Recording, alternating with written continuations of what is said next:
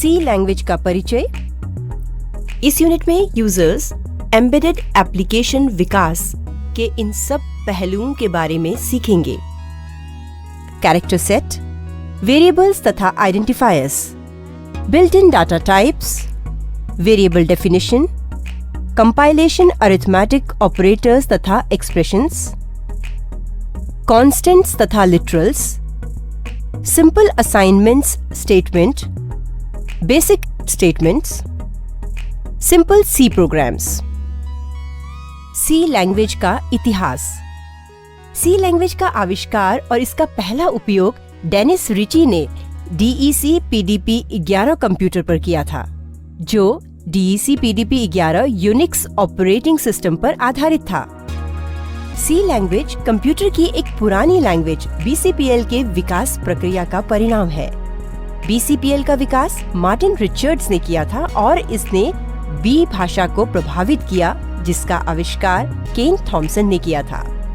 1970 में B language से ही सी language का विकास हुआ।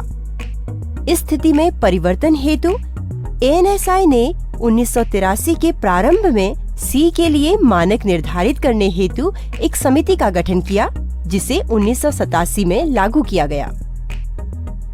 ASCII code. ASCII American standard code for information interchange का संक्षिप्त रूप है। ASCII एक कोड है जो इंग्लिश के कैरेक्टर्स या वर्णों को अंकों के रूप में व्यक्त करता है। इसमें प्रत्येक अक्षर या वर्ण को 0 से लेकर 127 तक की संख्या के मान निर्धारित किए गए हैं। उदाहरण के लिए इंग्लिश के कैपिटल लेटर्स यानी अपर केस M के लिए ASCII कोड 77 है। अधिकांश कंप्यूटर ASCII कोड्स का इस्तेमाल टेक्स्ट या अक्षर को दर्शाने के लिए करते हैं, जिससे एक कंप्यूटर से दूसरे कंप्यूटर में डाटा का स्थानांतरण या ट्रांसफर संभव हो पाता है।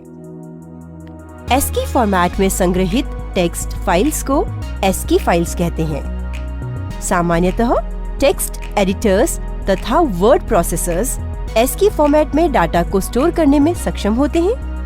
यद्यपि ASCII फॉर्मेट या प्रारूप हमेशा स्वतः निर्धारित फॉर्मेट यानी कि डिफॉल्ट स्टोरेज फॉर्मेट नहीं होते हैं।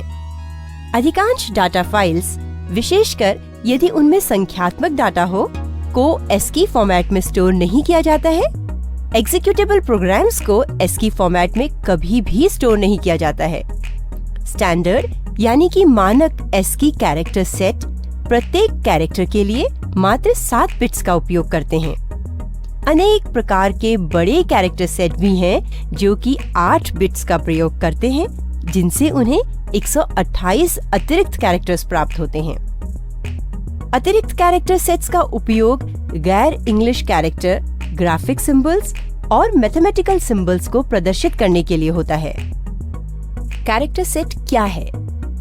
कैरेक्टर का बाइनरी वैल्यूज यानी कि मानों में मानचित्रण कैरेक्टर सेट होता है। 8 बिट कैरेक्टर सेट में वैल्यूज मानों का रेंज 0 से 255 तक होता है और प्रत्येक कैरेक्टर के मानचित्रण के लिए इन्हीं में से कोई एक वैल्यू यानी कि मान होगी।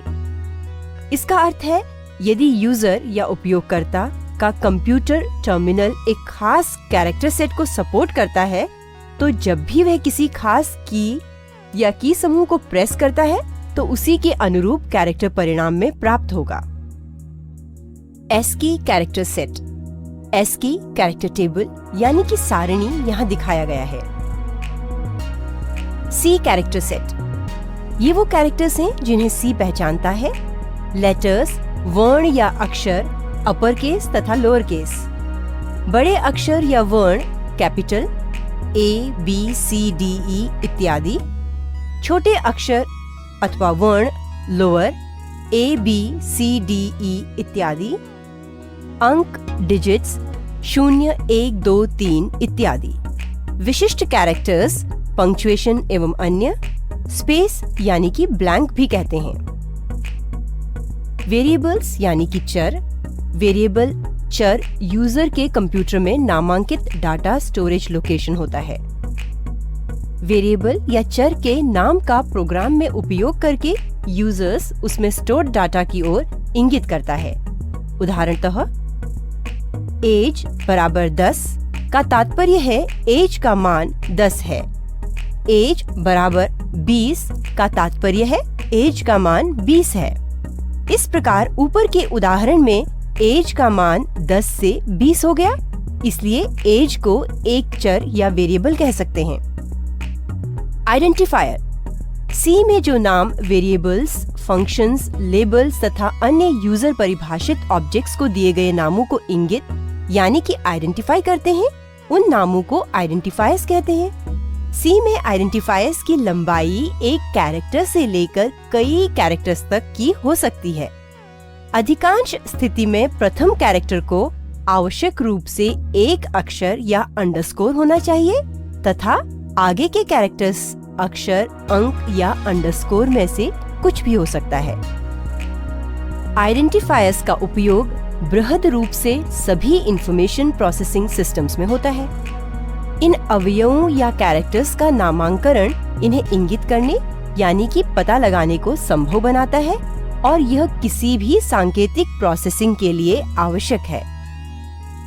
वेरिएबल्स या चरों के नाम सी प्रोग्राम में वेरिएबल का उपयोग करने के लिए यूजर यानी कि उपयोगकर्ता को वेरिएबल बनाने का तरीका मालूम होना चाहिए। वेरिएबल नाम में अक्षर या लेटर्स, अंक या डिजिट्स और अंडरस्कोर का उपयोग हो सकता है। नाम का पहला कैरेक्टर सिर्फ अक्षर हो सकता है। अंडरस्कोर भी एक मान्य प्रथम कैरेक्टर है, परंतु इसके उपयोग की सलाह नहीं दी जाती है। ये केस सेंसिटिव होते हैं, अर्थात कैपिटल लेटर तथा लोअर लेटर से प्रारंभ हुए नाम अलग अलग होते हैं। इसीलिए काउंट तथा काउंट दो अलग अलग वेरिएबल को इंगित करते हैं। सी भाषा के कीवर्ड्स यानी स्टैंडर्ड वर्ड्स को वेरिएबल नामों के रूप में उपयोग नहीं कर सकते हैं। कीवर्ड एक ऐसा शब्द है जो सी भाषा का ही एक अभिन्न भाग है। वेरिएबल नामों की वैधता, वेरिएबल नेम लीगैलिटी। निम्नलिखित सूची में सी भाषा के कुछ वैध तथा अवैध वेरिएबल नामों के उदाहरण दिए गए हैं। वेरिएबल नामों की वैधता। वेरिएबल के नाम में शब्दों के बीच अंडरस्कोर का उपयोग उसे आसानी से समझने योग्य बनाता है। दूसरे स्टाइल को कैमल नोटेशन कहते हैं। इसमें वेरिएबल में शब्दों के बीच खाली स्थान छोड़ने के बजाय प्रत्येक शब्द के पहले अक्षर को कैपिटल या अपर केस में लिखा जाता है। उदाहरण के लिए वेरिएबल ब्याज दर यानी कि इंटरेस्ट रेट के स्थान पर इंटरेस्ट रेट नाम देना चाहिए। कैमल नोटेशन पॉपुलर यानी कि प्रचलित हो रहा है क्योंकि अंडरस्कोर टाइप करने से कैपिटल लेटर टाइप करना ज्यादा आसान है। हम अंडरस्कोर का उपयोग इसलिए करते हैं क्योंकि यह अधिकांश लोगों को पढ़ने में आसान लगता है। यूजर यानी कि उपयोगकर्ता को खुद निर्णय लेना चाहिए कि वो किस स्टाइल यानी कि तरीके को अपनाएगा। डाटा के प्रकार। सी में दो प्रकार के डाटा टाइप निहित हैं। मौलिक डाटा टाइप यानी कि fundamental data types INT, CHAR, double, float, void, pointer. व्युत्पन्न data type array, string, structure. ये डाटा स्टोरेज फॉर्मेट्स को दर्शाने के तरीके हैं। सी में मूलतः 5 डाटा टाइप्स हैं। ये हैं कैरेक्टर के लिए CHAR, इंटीजर के लिए INT, फ्लोटिंग पॉइंट के लिए float, double precision floating point के लिए डबल और वॉइड। CHAR प्रकार या टाइप का मान सैद्धांतिक रूप से S के परिभाषित मानों के अनुसार होता है। फ्लोट टाइप तथा डबल टाइप के रेंज परिशुद्ध या दशमलव अंकों में दिए जाते हैं।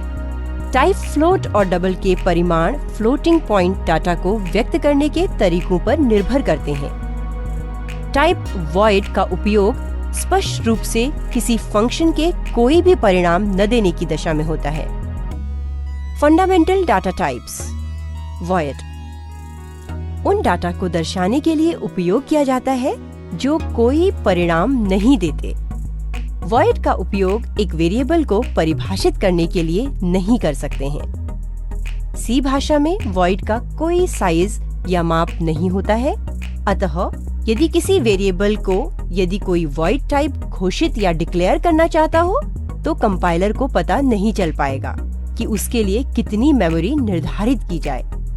इसी कारण टाइप वॉइड को एक वेरिएबल परिभाषित करने के लिए उपयोग नहीं किया जा सकता है। इंट का उपयोग एक इंटीजर या पूर्णांक टाइप को घोषित करने के लिए किया जाता है। char का उपयोग एक कैरेक्टर टाइप को घोषित करने के लिए किया जाता है। फ्लोट डबल का उपयोग एक फ्लोटिंग पॉइंट या दशमलव टाइप को घोषित करने के लिए किया जाता है। इंट फ्लोट char का उपयोग एक पॉइंटर टाइप, जो कि मेमोरी एड्रेस टाइप होता है, को घोषित करने के लिए किया जाता है। डिराइव्ड यानी कि व्युत्पन्न डाटा टाइप्स। एरे ये एक ही प्रकार के डाटा वेरिएबल टाइप के नियत क्रम या सीक्वेंस या टेबल या सारणी होते हैं। स्ट्रिंग ये कैरेक्टर वेरिएबल्स के एरे होते हैं। स्ट्रक्चर ये आपस में संबंधित वेरिएबल्स के समूह होते हैं जो समान और या अलग अलग टाइप या प्रकार के हो सकते हैं। इन स्ट्रक्चर को रिकॉर्ड कहते हैं और रिकॉर्ड के इन वेरिएबल्स को रिकॉर्ड के मेंबर्स या फील्ड्स कहते हैं। न्यूमेरिक या अंकीय डाटा टाइप्स।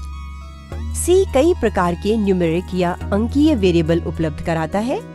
यूजर को विभिन्न प्रकार के वेरिएबल्स की जरूरत पड़ती है क्योंकि अलग अलग अंकों के लिए अलग अलग मेमोरी स्टोरेज की आवश्यकता होती है और साथ ही उन पर होने वाले गणितीय गणनाएं भी अलग अलग होती हैं। छोटे पूर्णांक उदाहरण के लिए 199 तथा -8 को स्टोर करने के लिए कम मेमोरी की जरूरत होती है और यूजर या उपयोगकर्ता का कंप्यूटर गणितीय गणना शीघ्रता से कर लेता है। इसके विपरीत बड़े पूर्णांक तथा फ्लोटिंग पॉइंट मान उदाहरण के लिए 123000000 और 0.000000871256 को ज्यादा स्टोरेज स्पेस तथा गणना के लिए ज्यादा समय की आवश्यकता होती है। उपयुक्त वेरिएबल टाइप का उपयोग करके यूजर या उपयोगकर्ता यह सुनिश्चित कर लेता है कि प्रोग्राम दक्षता पूर्वक चल सके। न्यूमेरिक यानी कि अंकीय डाटा टाइप्स। न्यूमेरिक या अंकीय डाटा टाइप्स सारणी में दिए गए हैं। वेरिएबल या चर परिभाषा। एक वेरिएबल एक कंप्यूटर प्रोग्राम में एक मेमोरी लोकेशन को इंगित करने का एक तरीका है। इस मेमोरी लोकेशन में मान स्टोर हो सकते हैं, जैसे कि अंक या टेक्स्ट या कुछ और जटिल प्रकार के डाटा टाइप, जैसे कि पेरोल रिकॉर्ड। Variable declarations. इससे पहले कि यूजर सी प्रोग्राम में एक वेरिएबल का उपयोग कर सके, उसका वेरिएबल का डिक्लेरेशन या घोषणा करना आवश्यक होता है। वेरिएबल डिक्लेरेशन के द्वारा कंपाइलर को वेरिएबल का नाम तथा टाइप बताते हैं और विकल्प में वेरिएबल का एक निश्चित मान रख देते हैं, अर्थात इनिशियलाइज कर देते हैं। यदि प्रोग्राम एक ऐसे वेरिएबल को उपयोग में लाता है जो डिक्लेयर नहीं हुआ है, तो कंपाइलर एरर मैसेज देता है। वेरिएबल डिक्लेरेशन की ये अवस्थाएं होती हैं। टाइप नाम, var नाम। टाइप नाम एक वेरिएबल टाइप को निर्दिष्ट करता है और यह कीवर्ड्स में से एक होना चाहिए। Variable declaration.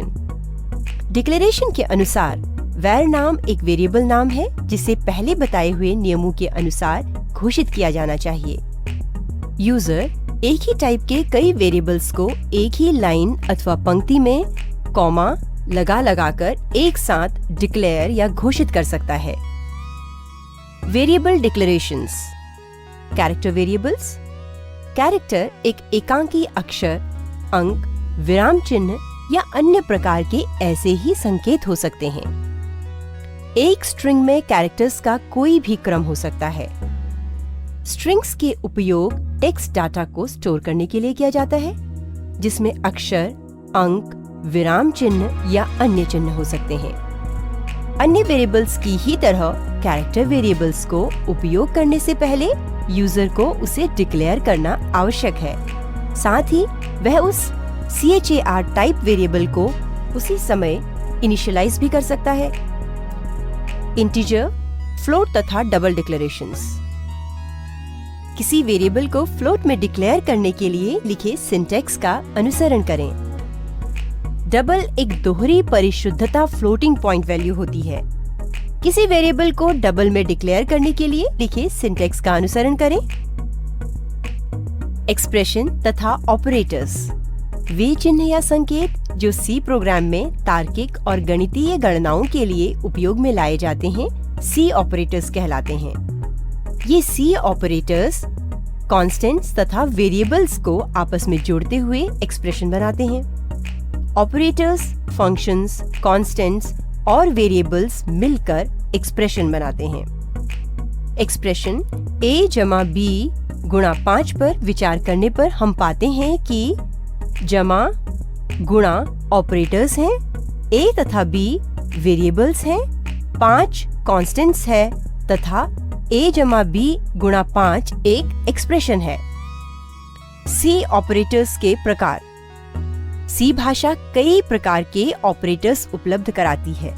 ये निम्न प्रकार के हैं: arithmetic operators, assignment operators, relational operators, logical operators, bitwise operators, conditional या ternary operators, increment decrement operators और विशिष्ट यानी कि special operators. Arithmetic operators. C arithmetic operators का उपयोग गणितीय गणनाओं जैसे कि एडिशन या जोड़ना, सब्ट्रैक्शन या घटाना, मल्टीप्लिकेशन या गुणा करना, डिवीजन या भाग देना तथा मॉड्यूलस निकालने के लिए सी प्रोग्राम्स में किया जाता है। सी अरिथमेटिक ऑपरेटर्स के उदाहरण। सी अरिथमेटिक ऑपरेटर्स के उदाहरण। दिए गए सी प्रोग्राम के उदाहरण में दो मानों 40 तथा 20 का उपयोग अंक गणितीय क्रियाओं जैसे कि एडिशन, सब्ट्रैक्शन, मल्टीप्लिकेशन, डिवीजन तथा मॉड्यूलस के लिए किया गया है तथा प्रत्येक ऑपरेशन के आउटपुट या परिणाम को दिखाया गया है। आउटपुट। A और B का एडिशन 60 होता है, A और B का सब्ट्रैक्शन 20 होता है, A और B का मल्टीप्लिकेशन 800 होता है, A और B का डिवीजन 2 होता है, A और B का मॉड्यूलस 0 होता है। Assignment operators.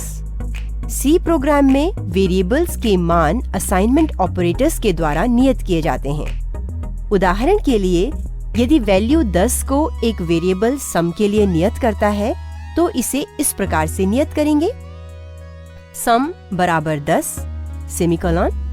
सी भाषा के अन्य असाइनमेंट ऑपरेटर्स। सी असाइनमेंट ऑपरेटर्स प्रोग्राम के उदाहरण। इस प्रोग्राम में 0 से 9 तक के अंकों का योग निकालकर उसका मान 45 आउटपुट यानी कि परिणाम में दिखाया गया है। असाइनमेंट ऑपरेटर्स जैसे कि equal to, and, plus, equal to का उपयोग इस प्रोग्राम में मानों को असाइन करने तथा मानों का योग करने के लिए किया गया है। आउटपुट मान बराबर 45। Relational operators. सी प्रोग्राम में रिलेशनल ऑपरेटर्स का उपयोग दो वेरिएबल्स के बीच संबंध अथवा दो वेरिएबल्स के मानों का तुलना करने के लिए किया जाता है। सी में रिलेशनल ऑपरेटर्स के उदाहरण प्रोग्राम। इस प्रोग्राम में रिलेशनल ऑपरेटर इक्वल टू का उपयोग दो मानों की तुलना के लिए किया गया है कि उनके मान बराबर हैं या नहीं। यदि दोनों मान बराबर हैं तो आउटपुट प्रदर्शित होता है वैल्यूज आर इक्वल, अन्यथा आउटपुट प्रदर्शित होता है values are not equal. Note: दो बराबर चिन्ह का उपयोग दो मानों की तुलना के लिए करना चाहिए। इसके लिए हमें बराबर के एक चिन्ह का उपयोग नहीं करना चाहिए। आउटपुट m एंड n समान नहीं है। Logical operators. इन ऑपरेटर्स का उपयोग दिए गए एक्सप्रेशन में लॉजिकल या तार्किक ऑपरेशंस के लिए होता है। सी भाषा में 3 प्रकार के लॉजिकल ऑपरेटर हैं: लॉजिकल एंड, लॉजिकल और तथा लॉजिकल नॉट। सी में लॉजिकल ऑपरेटर्स के उदाहरण प्रोग्राम। इस प्रोग्राम में ऑपरेटर्स एंड, और या नॉट का उपयोग दिए गए एक्सप्रेशन में लॉजिकल ऑपरेशंस के लिए किया जाता है। Logical and operator. If clause में जब दोनों दिए गए कंडीशंस सत्य हों तो यह ट्रू वैल्यू या मान रिटर्न करता है, अन्यथा यह फॉल्स वैल्यू या मान रिटर्न करता है। लॉजिकल और ऑपरेटर। इफ क्लॉज में कम से कम एक कंडीशन के सत्य होने पर यह ट्रू वैल्यू मान रिटर्न करता है, किसी भी कंडीशन के सत्य नहीं होने पर यह फॉल्स वैल्यू या मान रिटर्न करता है। Logical not operator. यह ऑपरेंड के स्टेट को रिवर्स करता है। यदि condition m greater than n and m not equal to 0 सत्य है तो यह ट्रू 1 रिटर्न करता है। नॉट ऑपरेटर के प्रयोग से इसकी वैल्यू विपरीत अर्थात फॉल्स या शून्य हो जाती है। इस प्रकार condition not m greater than n and m not equal to 0 अब फॉल्स 0 रिटर्न करेगा। आउटपुट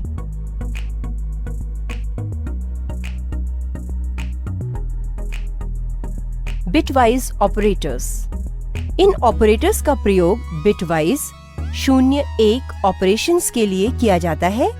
इन ऑपरेशंस में डेसिमल मानों को बिट मानों में परिवर्तित किया जाता है जो कि बिट्स 0-1 के क्रम में होते हैं।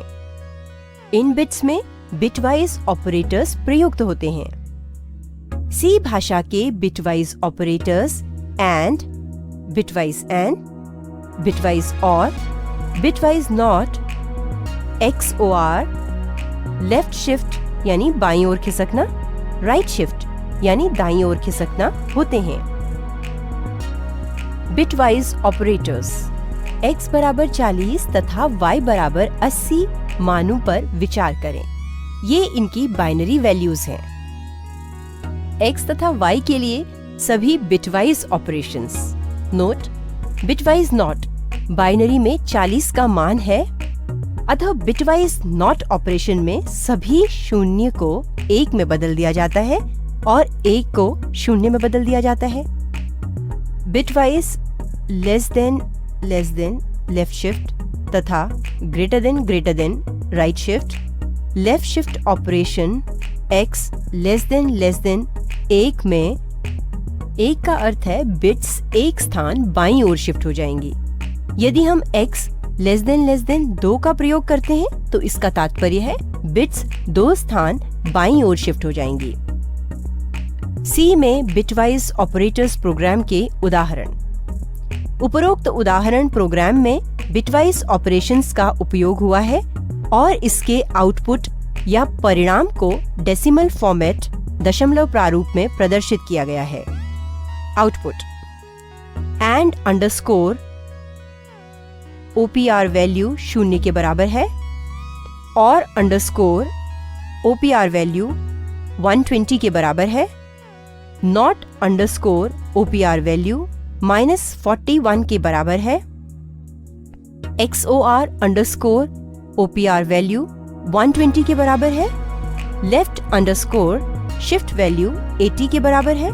राइट अंडरस्कोर शिफ्ट वैल्यू 20 के बराबर है। कंडीशनल या टर्नरी ऑपरेटर्स। कंडीशनल ऑपरेटर्स एक या प्रथम मान रिटर्न करता है यदि कंडीशन सत्य हो तथा अन्य या द्वितीय मान रिटर्न करता है यदि कंडीशन असत्य या गलत हो। इस ऑपरेटर को टर्नरी ऑपरेटर भी कहते हैं। ऊपर के उदाहरण में यदि a greater than 100 यानी a का मान 100 से अधिक है तो 0 रिटर्न होता है, अन्यथा 1 रिटर्न होता है। यह इफ एल्स कंडीशनल स्टेटमेंट्स के समान है। सी में कंडीशनल या टर्नरी ऑपरेटर्स प्रोग्राम के उदाहरण। आउटपुट x मान 1 है, y मान 2 है। Increment decrement operators. C program में इंक्रीमेंट ऑपरेटर्स का उपयोग किसी वेरिएबल के मान को 1 से बढ़ाने के लिए तथा डिक्रीमेंट ऑपरेटर्स का उपयोग किसी वेरिएबल के मान को 1 से घटाने के लिए किया जाता है। सी में इंक्रीमेंट ऑपरेटर्स के उदाहरण। इस प्रोग्राम में i का मान i++ ऑपरेटर का उपयोग करते हुए 1 से लेकर 9 तक एक कर बढ़ाया जाता है और आउटपुट को 1, 2, 3, 4, 5, 6, 7, 8, 9 के रूप में दिखाया जाता है। इंक्रीमेंट ऑपरेटर्स के उदाहरण। आउटपुट 1, 2, 3, 4, 5, 6, 7, 8, 9। सी में डिक्रीमेंट ऑपरेटर्स के प्रोग्राम उदाहरण। इस प्रोग्राम में i का मान i ऑपरेटर का उपयोग करते हुए 20 से लेकर 11 तक एक कर घटाया जाता है और आउटपुट को 20, 19, 18, 17, 16, 15, 14, 13, 12, 11 के रूप में दिखलाया जाता है। डिक्रीमेंट ऑपरेटर्स के उदाहरण। आउटपुट 20, 19, 18, 17, 16, 15, 14, 13, 12, 11 के रूप में दिखलाया जाता है। सी के स्पेशल अथवा विशिष्ट ऑपरेटर्स। सी भाषा में उपलब्ध कराए गए कुछ स्पेशल ऑपरेटर्स। सी में एंड और एस्ट्रिक्स चिन्ह ऑपरेटर्स के उदाहरण प्रोग्राम।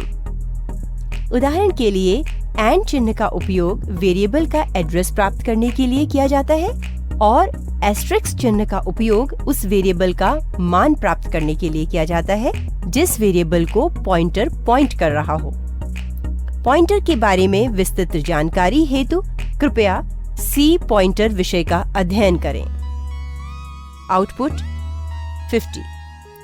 सी प्रोग्राम में साइज ऑफ ऑपरेटर के उदाहरण। प्रत्येक सी डाटा टाइप्स की मेमोरी स्पेस को ज्ञात करने के लिए साइज ऑफ ऑपरेटर का उपयोग किया जाता है।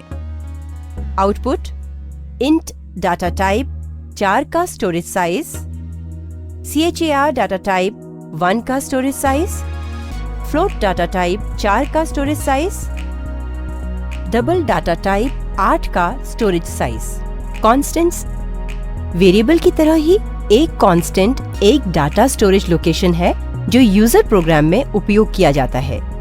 वेरिएबल के विपरीत किसी कांस्टेंट में स्टोर्ड वैल्यू या मान को प्रोग्राम एग्जीक्यूशन या क्रियान्वयन के समय नहीं बदला जा सकता है। सी में 2 तरह के कांस्टेंट्स प्रयुक्त होते हैं जिनका स्वयं का विशिष्ट उपयोग है। Literal constants. लिटरल कांस्टेंट के 2 उदाहरण यहाँ दिए गए हैं। Symbolic constants. एक सिंबॉलिक कांस्टेंट वो कांस्टेंट है जिसे प्रोग्राम में किसी नाम या संकेत के द्वारा निरूपित करते हैं। लिटरल कांस्टेंट की तरह एक सिंबॉलिक कांस्टेंट बदला नहीं जा सकता। जब भी यूजर को एक कांस्टेंट वैल्यू का प्रोग्राम में उपयोग करना होता है वह उसके नाम को उसी तरह से उपयोग कर सकता है जैसे कि किसी वेरिएबल के नाम को।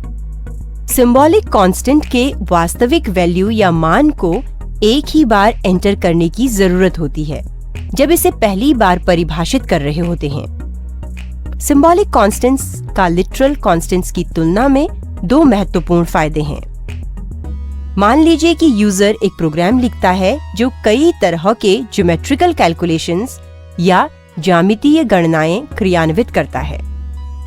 सिंबॉलिक कांस्टेंट्स प्रोग्राम को बारंबार कैलकुलेशन के लिए पाई के मान 3.14159 की आवश्यकता होती है।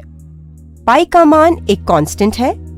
उदाहरण के लिए किसी ज्ञात त्रिज्या वाले वृत्त की परिधि तथा क्षेत्रफल की गणना के लिए यूजर निम्नलिखित कोडिंग कर सकता है। Symbolic constants.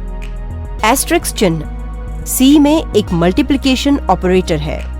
इसका अर्थ है कि वेरिएबल रेडियस या त्रिज्या में स्टोर्ड वैल्यू को 2 बार गुणा करें और फिर परिणाम या गुणनफल को 3.14159 कांस्टेंट से गुणा करें।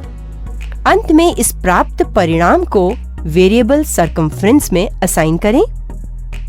लेकिन यदि यूजर सिंबॉलिक कांस्टेंट को पाई नाम तथा उसके मान 3.14 से डिफाइन कर देता है तो वह दिखाए गए कोड लिख सकता है। Symbolic constants. सिंबॉलिक कॉन्स्टेंट्स के दूसरे लाभ तब और भी स्पष्ट हो जाते हैं जब यूजर को कांस्टेंट बदलने की जरूरत पड़ती है।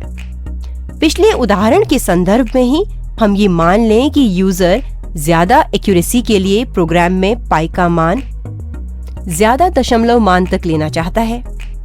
3.14 के बदले 3.14159।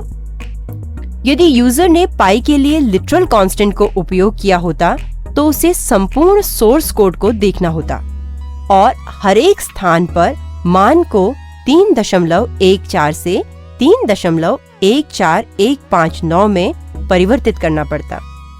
सिंबॉलिक कांस्टेंट का उपयोग करने पर उसे सिर्फ एक ही बार मान बदलने की जरूरत पड़ती और वो भी सिर्फ वहां जहां कांस्टेंट को डिफाइन किया गया है। बाकी सोर्स कोड को बदलने की आवश्यकता नहीं पड़ती। सिंबॉलिक कांस्टेंट्स को डिफाइन या परिभाषित करना। सी में सिंबॉलिक कांस्टेंट को डिफाइन करने के 2 तरीके हैं, हैश डिफाइन डायरेक्टिव तथा कांस्टेंट कीवर्ड। सिंबॉलिक कांस्टेंट को डिफाइन करने के प्रथम तरीके हैश डिफाइन डायरेक्टिव को निम्न प्रकार से उपयोग करते हैं।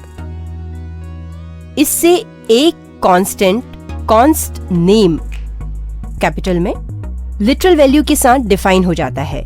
लिटरल एक लिटरल कांस्टेंट को निरूपित करता है जिसका जिक्र हम पहले कर चुके हैं।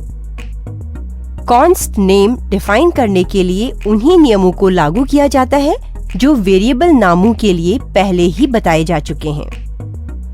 प्रचलन के अनुसार सिंबॉलिक कांस्टेंट्स को अपर केस में लिखा जाता है। इससे उन्हें वेरिएबल नेम्स या नामों से अलग पहचानने में आसानी हो जाती है क्योंकि प्रचलन के अनुसार वेरिएबल नेम्स को लोअर केस में लिखा जाता है। पिछले उदाहरण के संदर्भ में ही एक कांस्टेंट पाई के लिए आवश्यक हैश डिफाइन डायरेक्टिव निम्नलिखित होगा। हैश डिफाइन पाई 3.14159। नोट करें कि हैश डिफाइन पंक्ति का अंत सेमीकोलन से नहीं होता है। हैश डिफाइन स्टेटमेंट्स को आपके सोर्स कोड में कहीं भी रखा जा सकता है, परंतु डिफाइंड कांस्टेंट सोर्स कोड के उसी भाग के लिए होगा जो हैश डिफाइन डायरेक्टिव को फॉलो करेगा, अर्थात हैश डिफाइन डायरेक्टिव के पश्चात आएगा। प्रायः प्रोग्रामर्स फाइल के शुरुआत में ही तथा मेन फंक्शन के पहले सभी हैश डिफाइन स्टेटमेंट्स को एक साथ ग्रुप में कर देते हैं। कांस्टेंट्स को कॉन्स्ट कीवर्ड से डिफाइन करना। एक सिंबॉलिक कांस्टेंट को डिफाइन करने का दूसरा तरीका है कॉन्स्ट कीवर्ड का प्रयोग। कॉन्स्ट एक मॉडिफायर है जो किसी भी वेरिएबल डिक्लेरेशन पर लागू हो सकता है। एक वेरिएबल जिसे कॉन्स्ट डिक्लेयर किया जाता है को प्रोग्राम एग्जीक्यूशन के दौरान मॉडिफाई नहीं कर सकते। इसे केवल डिक्लेरेशन के समय ही इनिशियलाइज किया जा सकता है। हैश डिफाइन कैसे कार्य करता है? हैश डिफाइन डायरेक्टिव का वस्तुतः कार्य है कंपाइलर को इंस्ट्रक्शन देना जो निम्न प्रकार से है। सोर्स कोड में कॉन्स्ट नेम को लिटरल से रिप्लेस करना। यह ठीक उसी प्रकार का कार्य है जैसे यूजर एडिटर के द्वारा सोर्स कोड को देखते हुए मैनुअल बदलाव करे। उदाहरणतः निम्नलिखित कोड के दूसरे तथा तीसरे लाइन में लिखे पाई का मान परिवर्तित नहीं होगा। नोट करें कि हैश डिफाइन लाइन का अंत सेमीकोलन से नहीं होता है। हैश डिफाइन को सोर्स कोड में कहीं भी रख सकते हैं, परंतु वह सोर्स कोड के सिर्फ उस भाग के लिए होगा जो हैश डिफाइन डायरेक्टिव को फॉलो करता है, अर्थात हैश डिफाइन डायरेक्टिव के पश्चात आता है। लिटरल्स कांस्टेंट एक निश्चित या स्थिर मान को निर्दिष्ट करते हैं जिसको प्रोग्राम में इसके एग्जीक्यूशन के दौरान बदला नहीं जा सकता। इन निश्चित या स्थिर मानों को लिटरल्स भी कहते हैं। कांस्टेंट इन किसी भी बेसिक डाटा टाइप्स जैसे कि integer constant, floating constant, character constant या स्ट्रिंग लिटरल में से एक टाइप का हो सकता है। इसके अलावा कुछ गणना यानी कि एन्यूमरेशन कांस्टेंट भी होते हैं। Integer literals. एक इंटीजर लिटरल एक डेसिमल, ऑक्टल या हेक्साडेसिमल कांस्टेंट हो सकता है। उनमें लगा प्रीफिक्स या उपसर्ग उसके बेस या रेडिक्स को निरूपित करता है। उदाहरण के लिए हेक्साडेसिमल के लिए 0x या 0x कैपिटल में, ऑक्टल के लिए 0 तथा डेसिमल के लिए कुछ भी प्रीफिक्स नहीं लगाते। एक इंटीजर लिटरल में भी एक सफिक्स या अपसर्ग हो सकता है जो U फॉर अनसाइंड तथा L फॉर लॉन्ग का कॉम्बिनेशन होता है। सफिक्स अपर केस या लोअर केस में तथा किसी भी क्रम में हो सकते हैं। Floating point literals. Floating point literals में एक इंटीजर पार्ट, एक डेसिमल पॉइंट, एक फ्रैक्शनल पार्ट और या एक एक्सपोनेंट पार्ट होता है। यूजर फ्लोटिंग पॉइंट लिटरल्स को या तो डेसिमल फॉर्म या फिर एक्सपोनेंशियल फॉर्म के रूप में व्यक्त कर सकता है। डेसिमल फॉर्म में व्यक्त करते समय यूजर को आवश्यक रूप से डेसिमल पॉइंट, एक्सपोनेंट या दोनों रूपों में प्रदर्शित करना होता है और एक्सपोनेंशियल फॉर्म में व्यक्त करते समय आवश्यक रूप से इंटीजर पार्ट, फ्रैक्शनल पार्ट या दोनों को शामिल करना चाहिए। साइंड एक्सपोनेंट को स्मॉल ई या कैपिटल ई के द्वारा परिचित किया जाता है। Character literals. कैरेक्टर लिटरल्स को सिंगल कोट्स के अंदर लिखते हैं। For example single quote X unquote, और इसको CHAR टाइप के सिंपल वेरिएबल में स्टोर कर सकते हैं। कैरेक्टर लिटरल एक प्लेन कैरेक्टर हो सकता है। एग्जाम्पल X, एक एस्केप सीक्वेंस एग्जाम्पल \T या फिर एक यूनिवर्सल कैरेक्टर एग्जाम्पल \U02C0 हो सकता है। C में कुछ कैरेक्टर्स ऐसे भी हैं जिनके पहले यदि \/ लगा हो तो उनका एक खास अर्थ होता है और उनका उपयोग एक नई लाइन \n या टैब \T के रूप में किया जाता है। कुछ एस्केप सीक्वेंस कोड्स की सूची यहाँ यूजर के लिए दी गई है। String literals. स्ट्रिंग लिटरल्स या कॉन्स्टेंट्स को डबल कोट्स में रखा जाता है।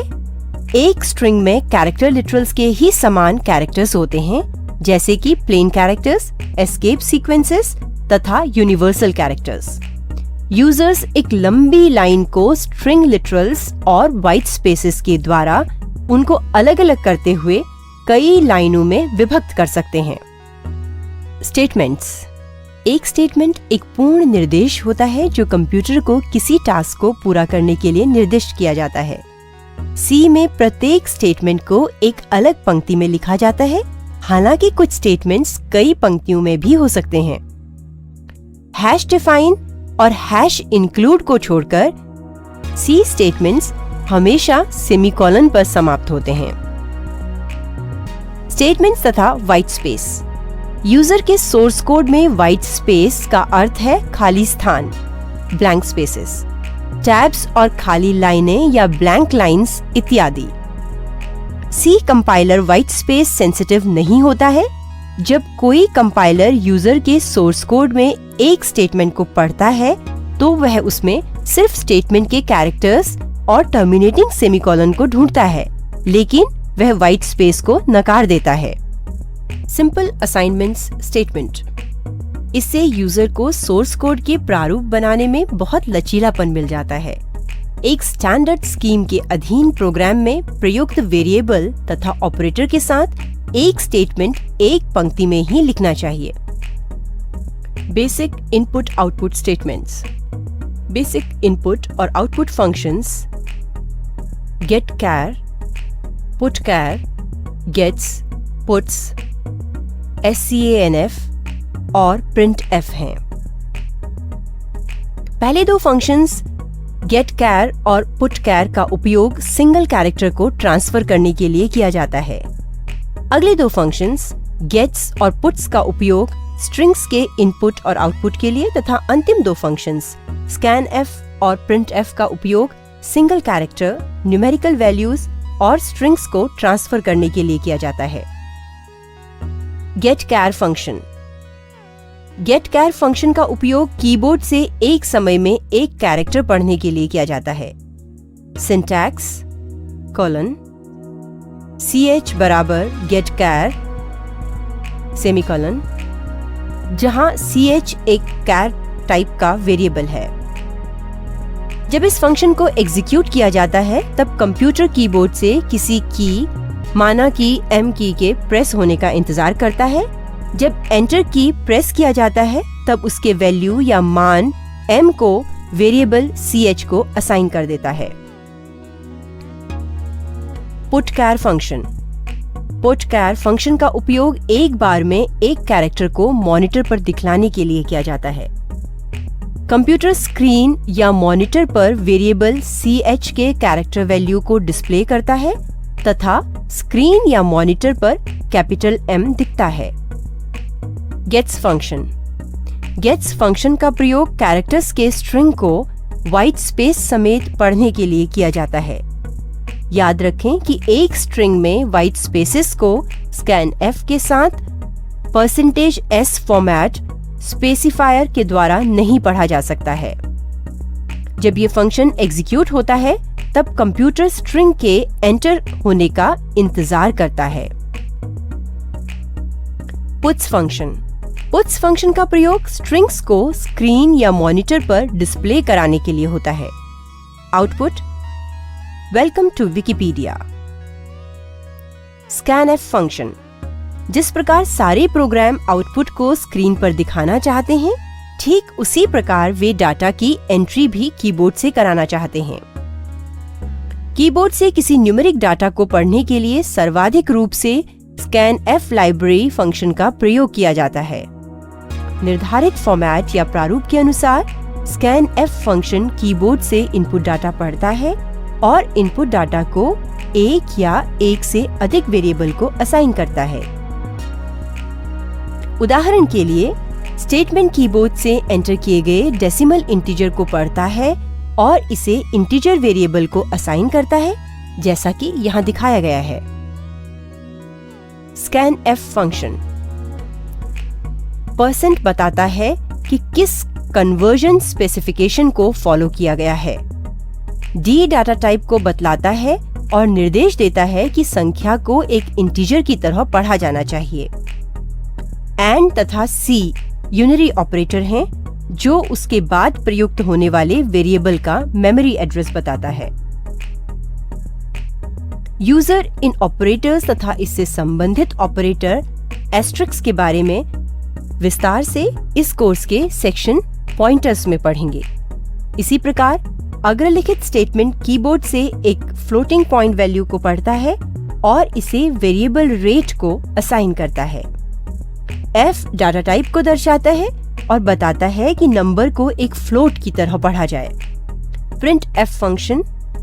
printf फंक्शन, जो कि स्टैंडर्ड C लाइब्रेरी का हिस्सा है, डाटा को स्क्रीन पर डिस्प्ले या प्रदर्शित कराने का प्रोग्राम का सबसे ज्यादा वर्सेटाइल तरीका है। एक टेक्स्ट मैसेज को स्क्रीन पर दिखलाना आसान है। printf फंक्शन के साथ वांछित मैसेज को डबल कोटेशन मार्क में बंद करके प्रयोग करें। उदाहरण के लिए, स्क्रीन में आए error message an error that has occurred को स्क्रीन पर दिखाने निम्न कोड लिखते हैं। printf bracket quotes an error that has occurred exclamation quotes close bracket close semicolon. Text message के अलावा यूजर को प्रायः प्रोग्राम वेरिएबल्स को भी डिस्प्ले कराने की जरूरत पड़ती है।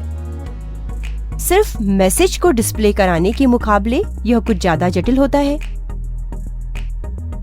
यह एक स्ट्रिंग पैरामीटर जिसे फॉर्मेट स्ट्रिंग कहते हैं, जो एक स्ट्रिंग में कई अन्य पैरामीटर्स को रेंडर या प्रस्तुत करने का तरीका बतलाता है।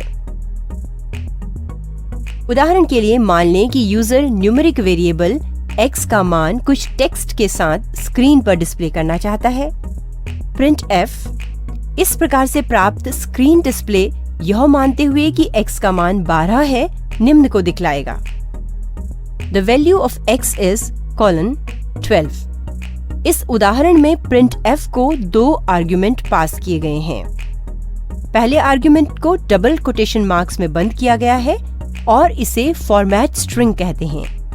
दूसरा आर्ग्यूमेंट वेरिएबल नाम x है, जिसके साथ उसकी प्रिंट होने वाली वैल्यू या मान होती है। हेलो वर्ल्ड इंट्रोडक्शन या परिचय एक कंप्यूटर लैंग्वेज भाषा को सीखने का सबसे अच्छा तरीका है छोटे छोटे प्रोग्राम लिखना प्रारंभ करना और फिर धीरे धीरे उसमें जटिलता शामिल करते जाना। सी के पारंपरिक पहले प्रोग्राम में हेलो वर्ल्ड प्रिंट करते हैं, जो कुछ इस प्रकार नजर आते हैं। Gets open close bracket function के उपयोग।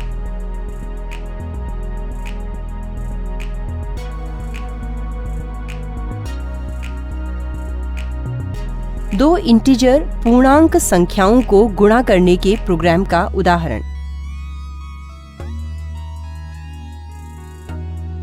अक्सर प्रयोग में आने वाले एस्केप सीक्वेंसेस युक्त प्रोग्राम का उदाहरण।